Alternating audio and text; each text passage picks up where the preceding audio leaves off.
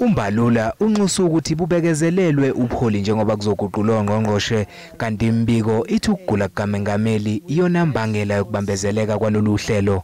The president in the cabinet meeting the other day in the state visit, I think he did catch some flu and I was there.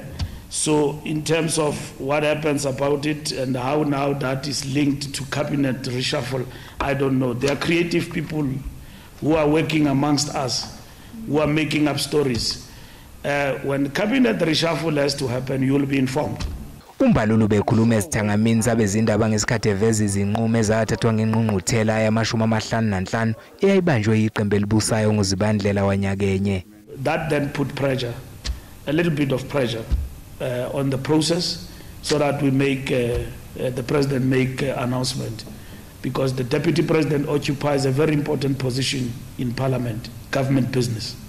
So if that post is left open for the longer period, it has got implication in the legislative program of action of governance, and the president is aware of all of these things. Naphezu kokusabalala kwembono mayelana noguquko olungase lwenzeke kodwa bengakaphawuli ngalolu daba uMengameli.